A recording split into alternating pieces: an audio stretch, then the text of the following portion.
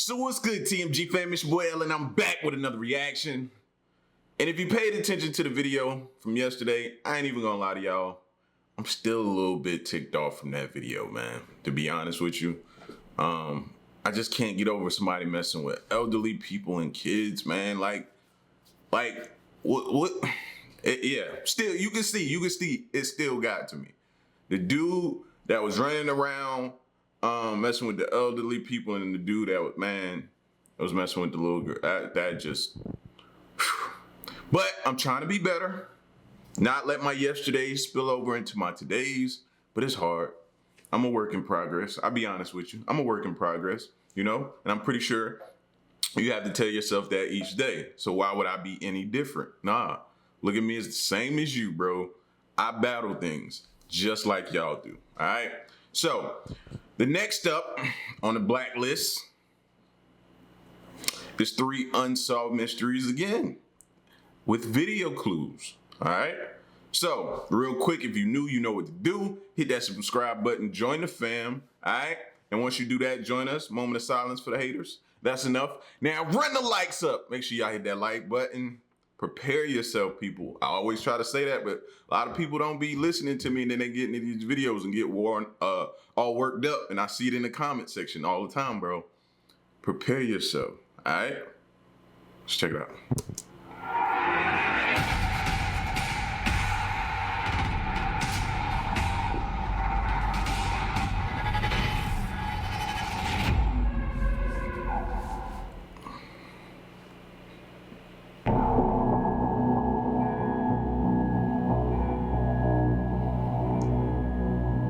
Number 3, Ethel Shannon McCarson.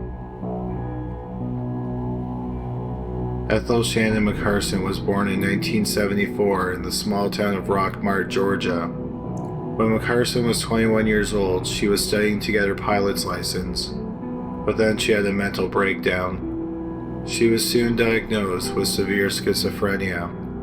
McCarson's mental illness forced her to stop her pursuit of becoming a pilot. After her diagnosis, that probably made it worse.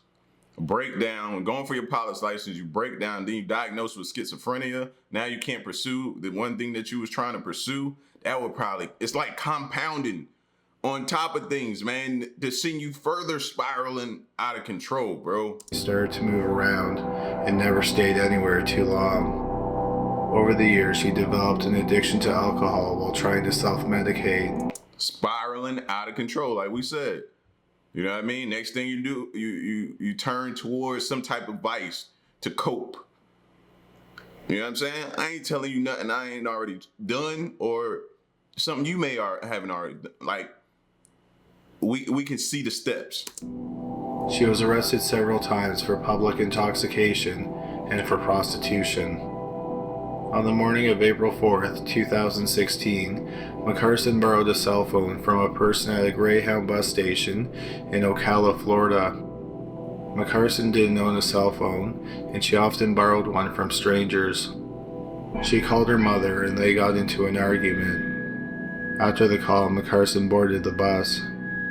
At around noon that same day, she arrived at her destination, the Greyhound bus station in Orlando. She got off the bus, and a security camera at the bus station recorded her walking through the station. When she got off the bus, she was wearing a tank top that was light in color, with dark pants and a scarf. She was carrying a brown jacket, and she had a medium-sized crossbody purse. McCarson is spotted by another camera when she walks outside and sits on the grass near the bus station's parking lot.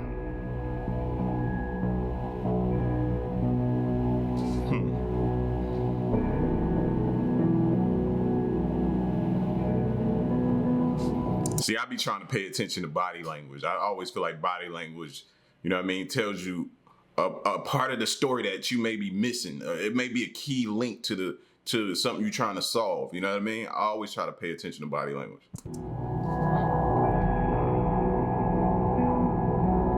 A woman wearing white shorts and a red t-shirt walks along the pathway towards McCarson, and then she starts to talk to McCarson. McCarson stays seated and chats with the woman for about a minute and a half.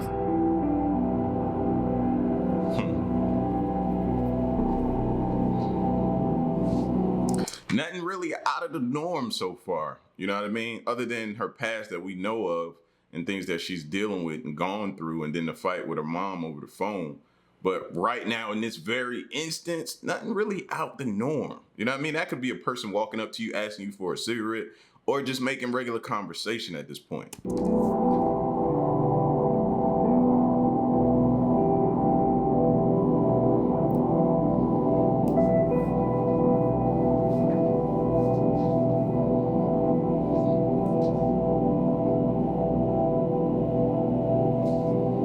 Both of y'all could be waiting on a ride, Uber, something.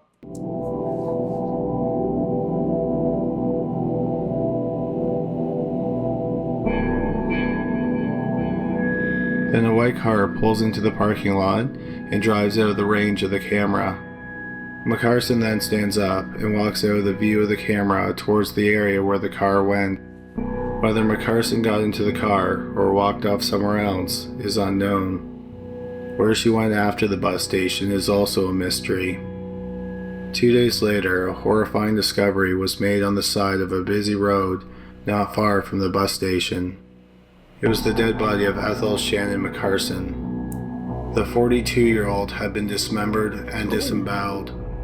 She had not been killed where her body was found, and she had just been dumped there. The medical examiner believes that she was killed within a day of her arrival in Orlando. Unfortunately, the police have too many questions surrounding the case. They don't know why McCarson came to Orlando, and they don't know if she knew anyone in the city. Also, Those was going to be my next two questions right there. Because why was somebody that harsh of a... They said she was dismembered. You know what I mean? So you have to think about the harshness of the crime. Like, you know what I mean? Somebody dropping out of y'all, but somebody dismembering it, dropping it off. That says a little more to you, don't you think? Now, it's just not enough so far, though. So the mutilation wasn't done to hide her identity because the medical examiner was able to fingerprint McCarson, which is how they identified her body.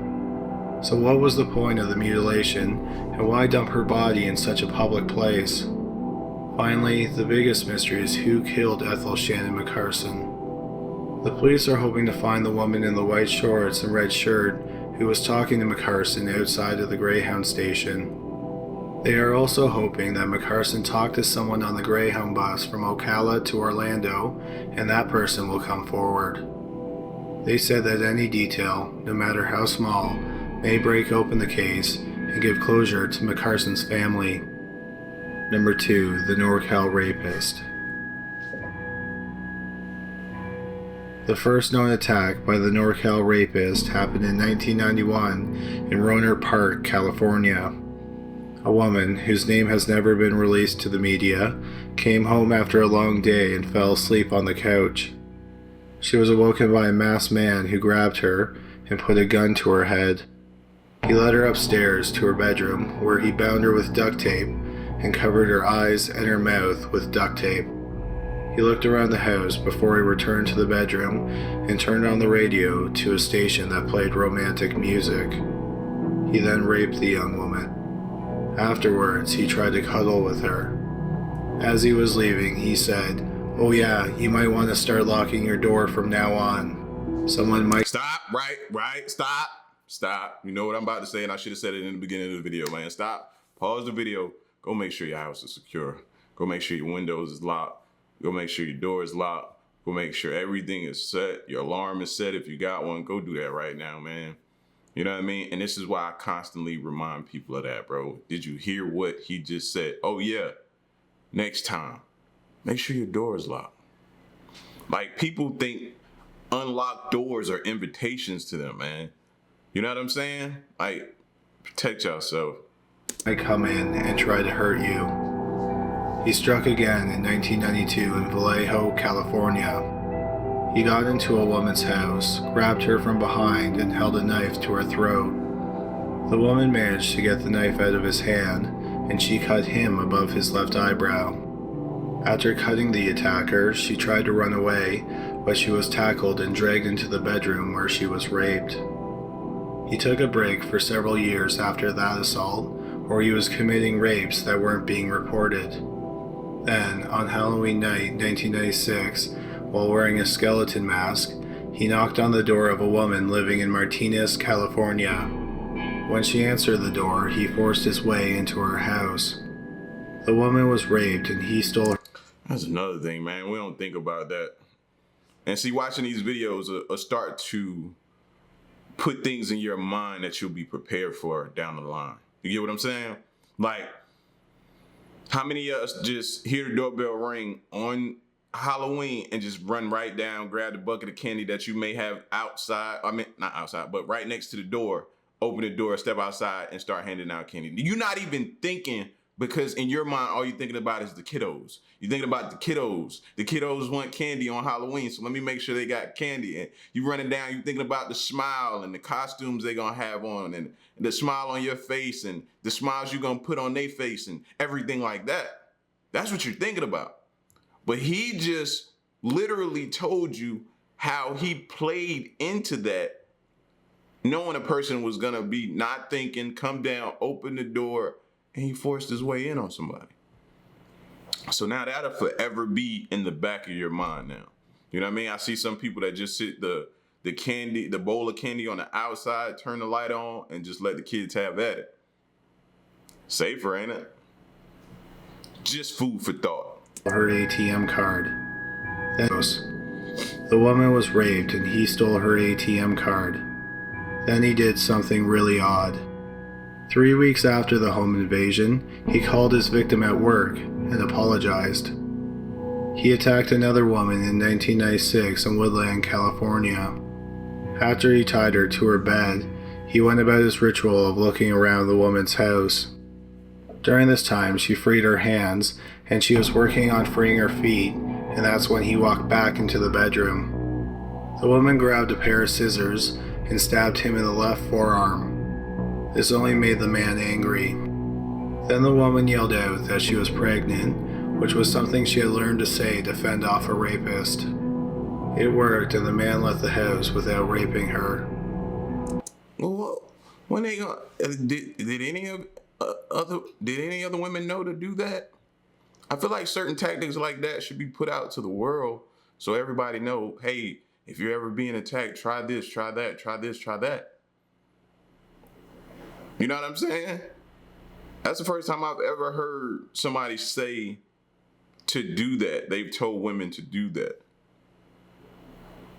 That'd be some good information for the rest of the world who may not know to do that or try that tactic in the event, which we hope, God forbid, this never happens to anybody. You know what I'm saying? But yeah, put that out to the people, man. In 1997, he raped 3 women, 1 in Chico and 2 in Davis, which are both in Northern California.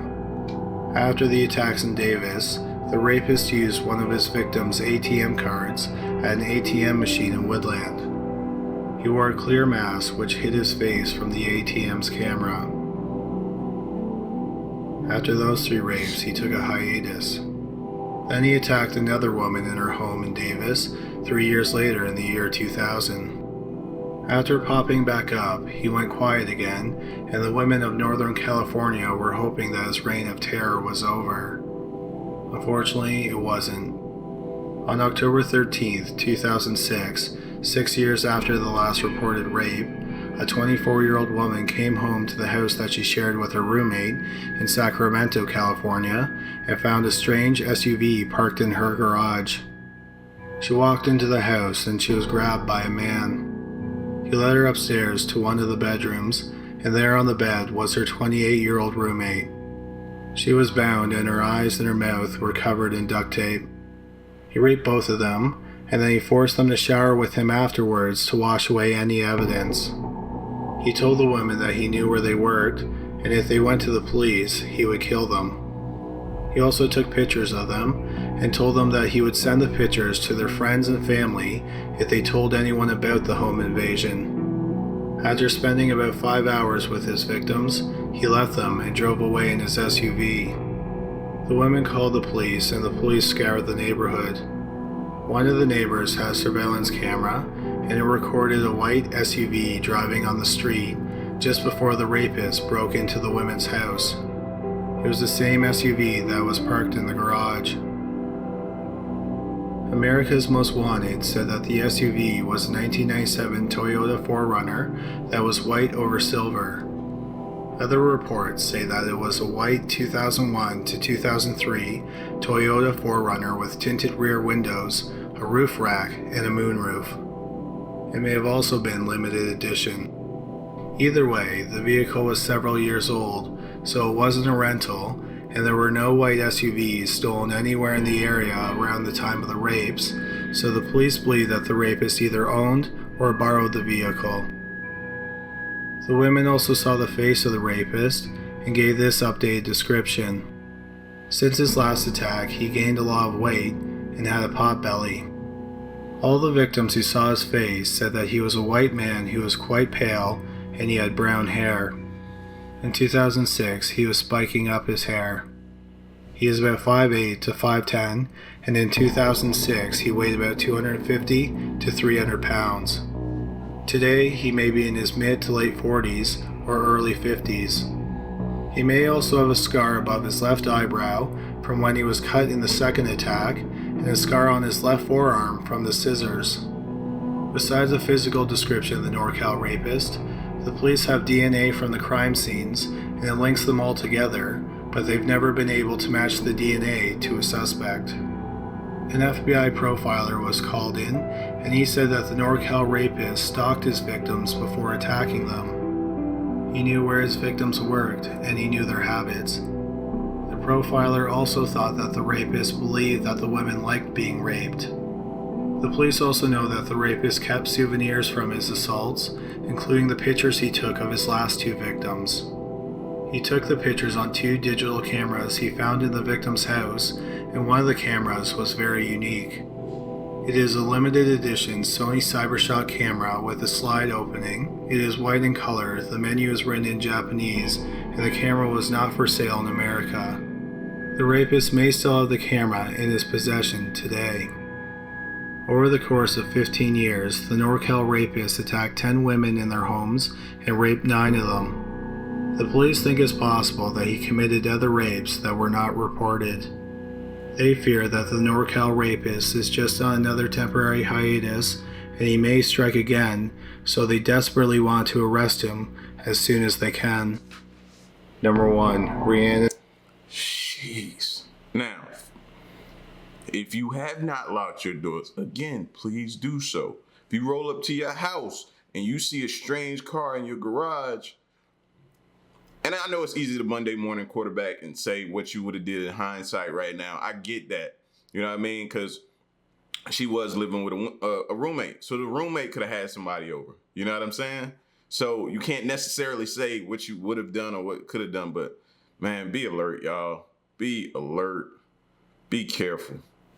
Be careful. And Olsen and Alonzo Quinn.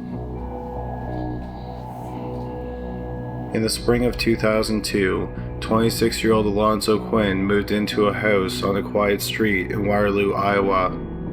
In the fall of that year, his girlfriend, 22-year-old Rhiannon Olsen, moved into the house. Olsen was pregnant with the couple's first child when she moved in. The neighbors said that they were quiet and they didn't see the couple often. On the night of January 3rd, 2003, Olsen's mother, who lived in nearby Cedar Falls, called her local police department because she couldn't get in contact with her daughter, who was 9 months pregnant. The Cedar Falls Police Department contacted the police in Waterloo, and they sent officers to the couple's home. Inside, they found Quinn and Olsen dead. Quinn had been shot in the neck and the head, and Olsen had been shot in the head. The baby, a boy they planned on naming Jalen, didn't survive the shooting either. The police in Waterloo have kept quiet about the case, but the local newspaper in Waterloo, The Courier, thinks that the murders and several other violent crimes are all linked to a briefcase full of money.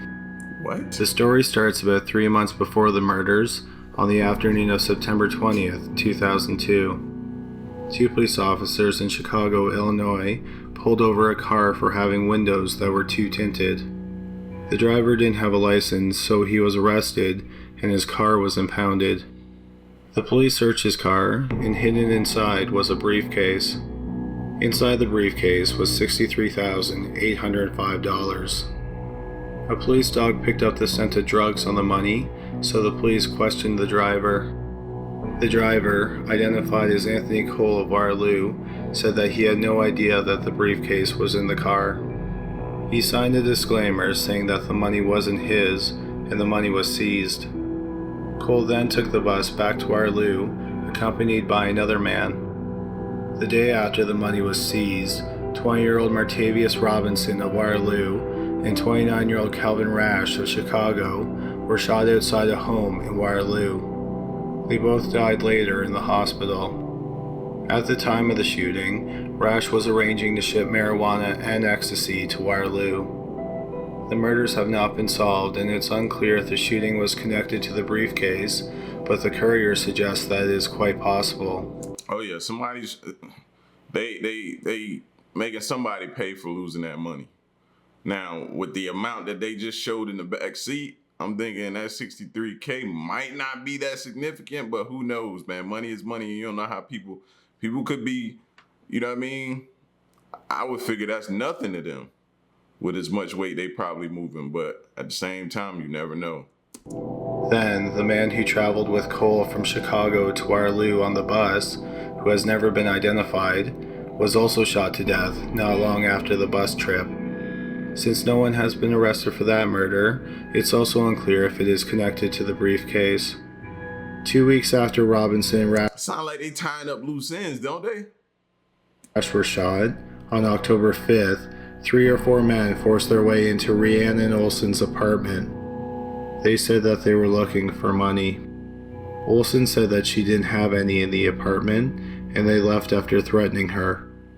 11 days later, there was another home invasion. Dang. 3 men in ski masks broke into the home of an unidentified woman in Waterloo. They tied her and her 2 children up with duct tape.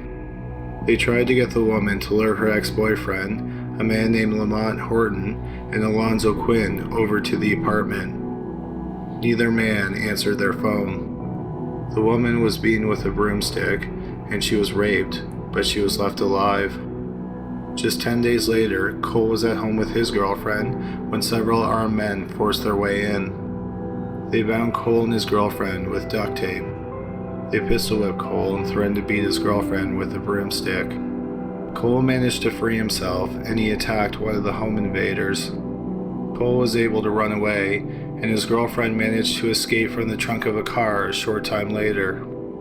The man that Cole attacked was identified as David Willock, and he was arrested. The rest of the year was quiet, and then on the 3rd day of 2003, Quinn, Olson, and their unborn baby were killed. 3 months after the couple were shot in cold blood, Cole was involved in a shooting outside of a nightclub in Waterloo. This time, he was the shooter. He shot 2 men, and for a while they were in critical condition, but they both survived. Cole was arrested for the shooting, and he was sentenced to 50 years in prison. Willock was convicted of kidnapping Cole and for the home invasion where the woman was sexually assaulted. He was sentenced to life in prison in October 2003. He is the only person to ever be convicted in connection with the rash of home invasions in Waterloo.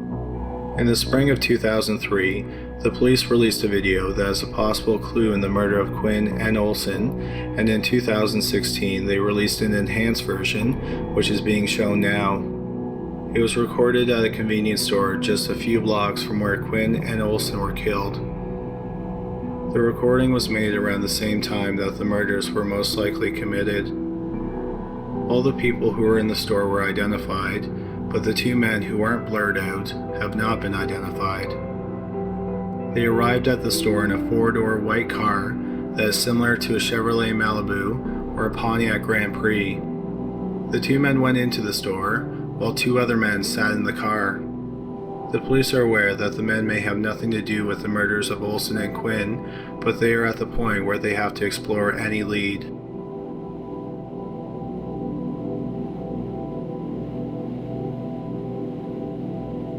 Currently, the murders of Alonzo Quinn Rhiannon Olsen, and their unborn baby are considered cold. Thanks a lot for watching the video. Hopefully you found. Sheesh. Bro, that sound like one of them shows that come on HBO or you know what I mean? Something like that, man. The Wire or something. Sound like a bad drug deal. I don't know, man. But once that money got missing, you seen all hell break loose. Straight up. And they wasn't stopping. And that was the crazy part about it. It was like soon as that money came up missing, things was never the same. And it didn't stop. It didn't stop. But man, like I told y'all, man, be safe out here, man. Like sometimes with these videos, it's kind of like I'm putting it on display for you to see, man, what type of world we live in, man.